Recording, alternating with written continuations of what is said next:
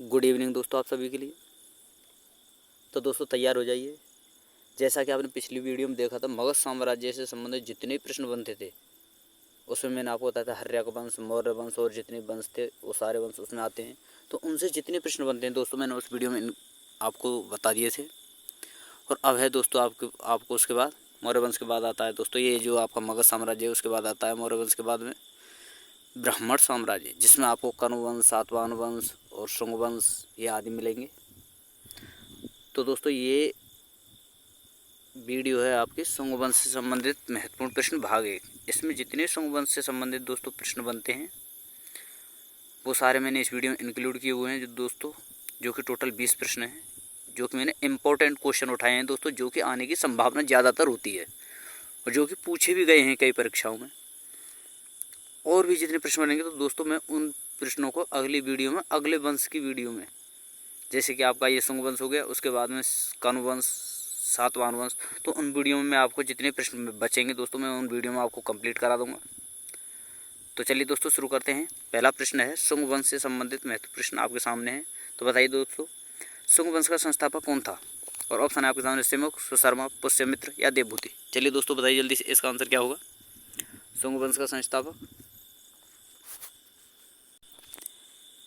चलिए दोस्तों बताइए जल्दी से, शुंग वंश का संस्थापक क्या है? सिमुक, सुशर्मा, पुष्यभूति, सॉरी दोस्तों, पुष्यमित्र या देवभूति। चलिए दोस्तों बताइए जल्दी से, इसका आंसर क्या होगा? तो दोस्तों ऑप्शन नंबर सी आपका सही आंसर होगा, पुष्यमित्र। अगला प्रश्न है प्रश्न नंबर 2। मौर्य वंश के पश्चात किस वंश का राज स्थापित हुआ? कुषाण वंश, शाक वंश, सातवाहन वंश या शुंग वंश। चलिए दोस्तों बताइए जल्दी से, इसका आंसर क्या होगा? मौर्य वंश के पश्चात किस वंश का राज्य स्थापित हुआ? कुषाण वंश, शाक वंश, सातवाहन वंश या शुंग वंश। तो दोस्तों ऑप्शन नंबर डी आपका सही आंसर है। जैसा कि मैंने बताया है, मौर्य वंश के बाद आपका ब्राह्मण साम्राज्य प्रारंभ होता है, जिसकी स्थापना मैंने आपको बताया था कि जिसकी स्थापना पुष्यमित्र शुंग ने मौर्य वंश के अंतिम शासक बृहद्रथ की हत्या करके की थी। तो चलिए दोस्तों अगला प्रश्न है प्रश्न नंबर 3। प्राचीन भारत का महान वैश्यकरण पतंजलि किसका समकालीन था? कनिष्क, चंद्रगुप्त द्वितीय, गौतमीपुत्र सातकर्णी या पुष्यमित्र शुंग। चलिए दोस्तों बताइए जल्दी से, इसका आंसर क्या होगा? प्राचीन भारत का महान वैश्यकरण पतंजलि किसका समकालीन था? कनिष्क, चंद्रगुप्त द्वितीय, गौतमीपुत्र सातकर्णी या पुष्यमित्र शुंग। तो दोस्तों ऑप्शन नंबर डी आपका सही आंसर होगा, पुष्यमित्र शुंग। अगला प्रश्न है प्रश्न नंबर 4। पुष्यमित्र शुंग ने किस मौर्य सम्राट की हत्या कर शुंग वंश की स्थापना की? शुंग वंश की स्थापना 185 ईसा पूर्व में की थी। तो दोस्तों मैंने आपको बता दिया है, बृहद्रथ जो कि मौर्य वंश का अंतिम शासक था, उसकी हत्या करके पुष्यमित्र शुंग ने शुंग वंश की नींव डाली थी। तो ऑप्शन नंबर बी आपका सही आंसर होगा। अगला प्रश्न है प्रश्न नंबर 5। शुंग शासकों की राजधानी कहाँ थी? फिरोजपुर, बनारस, इलाहाबाद या विदिशा। चलिए दोस्तों बताइए, शुंग शासकों की राजधानी कहाँ थी? फिरोजपुर, बनारस, इलाहाबाद या विदिशा। तो दोस्तों ऑप्शन नंबर डी आपका सही आंसर होगा, विदिशा। अगला प्रश्न है प्रश्न नंबर 6। पुष्यमित्र शुंग ने किस इंडो यूनानी शासक को पराजित किया था? मिनांडर, आलकिड्स, हर्मिक्स या यूक्रेटाइड्स। चलिए दोस्तों बताइए जल्दी से, इसका आंसर क्या होगा?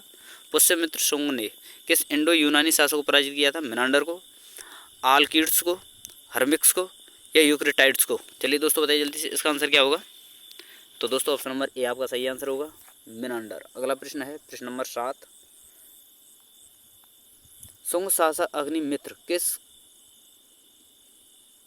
लेखक की कृति का नायक था? अश्वघोष का, पतंजलि का, कालिदास का या बाण का। चलिए दोस्तों बताइए जल्दी से, इसका आंसर क्या होगा? शुंग शासक अग्निमित्र निम्न में से किस लेखक की कृति का नायक था? अश्वघोष की कृति का, पतंजलि की का, कालिदास का या बाण का। तो दोस्तों ऑप्शन नंबर सी आपका सही आंसर होगा, कालिदास। अगला प्रश्न है प्रश्न नंबर 8। प्राचीन भारत के साहित्यिक इतिहास में पाणिनि और पतंजलि ख्याति प्राप्त नाम है। किस राज्यवंश के समय में वह फले फूले थे? कुषाण वंश के में, पुष्यभूति वंश के में, शुंग वंश के या गुप्त काल के। चलिए दोस्तों बताइए, इसका आंसर क्या होगा? प्राचीन भारत के साहित्य इतिहास में पाणिनि और पतंजलि ख्याति प्राप्त नाम है। किस राजवंश के समय में वह फले फूले थे? कुषाण वंश के में, और दोस्तों पुष्यभूति के में, शुंग के में या गुप्त वंश के में। तो दोस्तों ऑप्शन नंबर सी आपका सही आंसर होगा, शुंग वंश के में। अगला प्रश्न है प्रश्न नंबर 9। महाभाष्य के लेखक पतंजलि समकालीन थे? अशोक के, चंद्रगुप्त मौर्य के, पुष्यमित्र शुंग के, चंद्रगुप्त प्रथम के। चलिए दोस्तों बताइए जल्दी से, इसका आंसर क्या होगा? महाभाष्य के लेखक पतंजलि समकालिक किसके थे? अशोक के, चंद्रगुप्त मौर्य के, पुष्यमित्र शुंग के, चंद्रगुप्त प्रथम के। तो दोस्तों ऑप्शन नंबर सी आपका सही आंसर होगा, पुष्यमित्र शुंग के। अगला प्रश्न है प्रश्न नंबर 10, भारत के किस प्रसिद्ध व्यक्ति ने मालविकाग्नि मित्रम लिखी और उसे भारत का शेक्सपियर भी कहा जाता है? चलिए दोस्तों बताइए इसका आंसर क्या होगा। तो ऑप्शन है आपके सामने भारवी, कालिदास, व्यास या हर्ष। चलिए दोस्तों बताइए जल्दी से इसका आंसर क्या होगा। मालविकाग्नि किसने लिखी, जैसे भारत का शेक्सपियर भी कहते हैं दोस्तों। और ऑप्शन है आपके सामने भारवी, कालिदास, व्यास या हर्ष। तो दोस्तों ऑप्शन नंबर बी आपका सही आंसर होगा, कालिदास। अगला प्रश्न है प्रश्न नंबर 11, योग दर्शन के प्रतिपादक कौन थे? पतंजलि, गौतम, जैमिनी या शंकराचार्य। चलिए दोस्तों बताइए इसका आंसर क्या होगा। पतंजलि के योग दर्शन के दोस्तों प्रतिपादक कौन थे? पतंजलि, गौतम, जैमिनी या शंकराचार्य। तो दोस्तों ऑप्शन नंबर ए आपका सही आंसर होगा, पतंजलि। अगला प्रश्न है प्रश्न नंबर 12, अवंती स्थित कौन से शुंग शासक को महाकवि कालिदास ने अपने नाटक का नायक बनाया था? दुष्यंत को, पुष्यमित्र को, बृहस्पति मित्र को या अग्निमित्र को। चलिए दोस्तों बताइए जल्दी से इसका आंसर क्या होगा। अवंती स्थित शुंग कौन से शुंग शासकों का महाकवि कालिदास ने अपने नाटक का नायक बनाया था? तो दोस्तों दुष्यंत को, पुष्यमित्र को, बृहस्पति मित्र को या अग्निमित्र को। तो दोस्तों ऑप्शन नंबर डी आपका सही आंसर होगा, अग्निमित्र को। अगला प्रश्न है प्रश्न नंबर 13, शुंग कला के संबंध में निम्नलिखित में से क्या सही नहीं है? इसमें लोक धर्म का अंकन है, इसमें जातक कथाओं का अंकन है, इसमें गौतम बुद्ध के जीवन से संबंधित घटनाओं का अंकन है, इसमें बुद्ध का मनुष्य रूप में अंकन है। चलिए दोस्तों बताइए इसका आंसर क्या होगा। शुंग कला के संबंध में इनमें से क्या सही नहीं है? और ऑप्शन है आपके सामने, इसमें लोक धर्म का अंकन है, इसमें जातक कथाओं का अंकन है, इसमें गौतम बुद्ध के जीवन से संबंधित घटनाओं का अंकन है, इसमें बुद्ध का मनुष्य के रूप में अंकन है। चलिए दोस्तों बताइए जल्दी से इसका आंसर क्या होगा। तो दोस्तों ऑप्शन नंबर डी आपका सही आंसर होगा, इसमें बुद्ध का मनुष्य के रूप में अंकन है। अगला प्रश्न है प्रश्न नंबर 14, महाभाष्य किस विषय की पुस्तक है? काव्य, दर्शन शास्त्र, व्याकरण या खगोल शास्त्र। चलिए दोस्तों बताइए इसका आंसर क्या होगा। महाभाष्य जो पुस्तक लिखी गई है दोस्तों वह किसकी है? काव्य की, दर्शन शास्त्र की या व्याकरण की या खगोल शास्त्र की। चलिए दोस्तों बताइए जल्दी से इसका आंसर क्या होगा। तो दोस्तों ऑप्शन नंबर सी आपका सही आंसर होगा, व्याकरण। चलिए दोस्तों अगला प्रश्न है प्रश्न नंबर 15,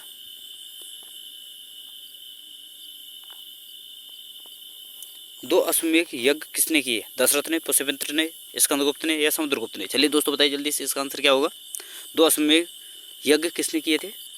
दशरथ ने, पुष्यमित्र शुंग ने, स्कंदगुप्त ने या समुद्रगुप्त ने। और दोस्तों बताइए जल्दी से इसका आंसर क्या होगा। दोस्तों जो बैकग्राउंड में आपको आवाज़ अगर आपको सुनाई दे रही हो तो दोस्तों इसे डिस्टर्ब ना हो, आप अपनी पढ़ाई पर ध्यान दें, क्योंकि दोस्तों आज बरसात हो चुकी है, जिसकी वजह से जो कि आपके कीड़े जो होते हैं जो चिल्लाते हैं उसकी आवाज़ आ रही है, कुछ मेंढके हैं उनकी आवाज़ आ रही है टर्राने की। तो दोस्तों उन सब चीज़ों को छोड़ें, आप अपनी पढ़ाई पर ध्यान दें। तो चलिए दोस्तों बताइए, और दोस्तों इस आवाज़ से आप डिस्टर्ब ना हो, अपनी पढ़ाई पर जरूर ध्यान दें। तो चलिए दोस्तों बताइए इसका आंसर क्या होगा। दो अश्वमेध यज्ञ किसने किए थे? तो दोस्तों ऑप्शन नंबर वी आपका सही आंसर होगा, पुष्यमित्र ने। अगला प्रश्न है प्रश्न नंबर 16, पुष्यमित्र शुंग जिसने मगध में मौर्य वंश के बाद शुंग वंश की नींव डाली, वो अंतिम मौर्य शासक बृहद्रथ के समय किस पद पर आसीन था? सेनापति पर, महामंत्री पर, गवर्नर पर या प्रधानमंत्री पर। चलिए दोस्तों बताइए जल्दी से इसका आंसर क्या होगा। पुष्यमित्र शुंग जिसने मगध में मौर्य वंश के बाद शुंग वंश की नींव डाली, वो अंतिम मौर्य शासक बृहद्रथ के समय किस पद पर आसीन था? सेनापति के पद पर, महामंत्री के पद पर, गवर्नर के पद पर या प्रधानमंत्री के पद पर। तो दोस्तों ऑप्शन नंबर ए आपका सही आंसर होगा, सेनापति के पद पर। अगला प्रश्न है प्रश्न नंबर 17, शुंग वंश का अंतिम राजा कौन था? देवभूति, वासुदेव, सुधर्मा या सिमुख। चलिए दोस्तों बताइए शुंग वंश का अंतिम राजा कौन था? देवभूति, वासुदेव, सुधर्मा या सिमुख। तो दोस्तों ऑप्शन नंबर डी आपका सही आंसर होगा, सिमुख। अगला प्रश्न है प्रश्न नंबर 18, निम्न कथनों पर विचार कीजिए। और कथन है दोस्तों आपके सामने, अंतिम मौर्य शासक बृहद्रथ की हत्या उसके प्रधान सेनापति पुष्यमित्र शुंग ने की थी। अंतिम शुंग राजा देवभूति की हत्या उसके ब्राह्मण मंत्री वासुदेव कनु ने की थी और उसके राजसेनाओं को हटा लिया। और कथन नंबर 3 है दोस्तों आपके सामने, आंध्र के कण्व राजवंश के अंतिम शासक को पदवंचित किया गया था।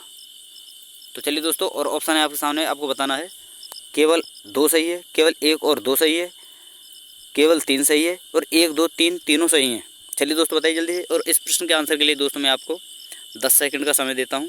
तो चलिए दोस्तों बताइए जल्दी से इसका आंसर क्या होगा।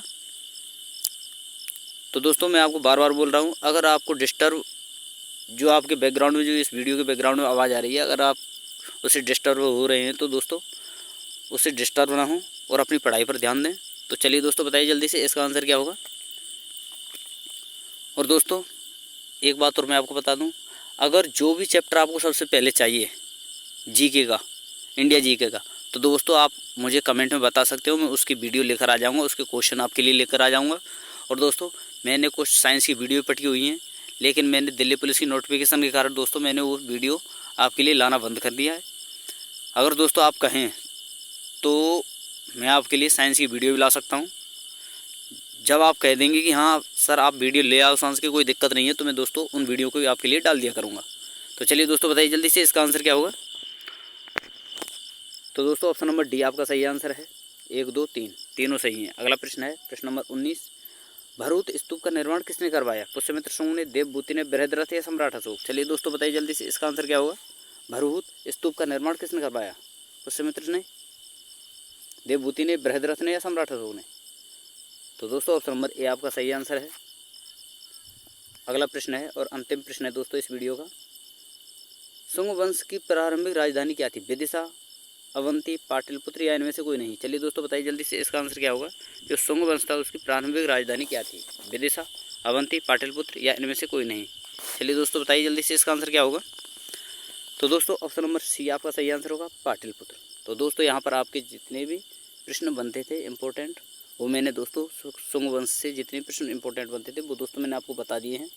और जितने प्रश्न बचे हुए हैं दोस्तों मैं उनको अगली वीडियो में आपके लिए लेकर आऊँगा। और इसके बाद मैं आपके कनु वंश और सातवाहन वंश, जो कि 2 इम्पोर्टेंट वंश हैं दोस्तों ब्राह्मण साम्राज्य से संबंधित, तो दोस्तों उनके प्रश्न भी लेकर आऊँगा। और उन्हीं वीडियो में मैं आपके शुंग वंश से जितने प्रश्न बचे हैं उन वीडियो में मैं इंक्लूड करके आपको कंप्लीट करा दूँगा। तो थैंक यू दोस्तों। अगर आपको हमारी वीडियो पसंद आई हो तो दोस्तों वीडियो को शेयर करें, लाइक करें, सब्सक्राइब करें और दोस्तों बेल आइकन दबाना ना भूलें।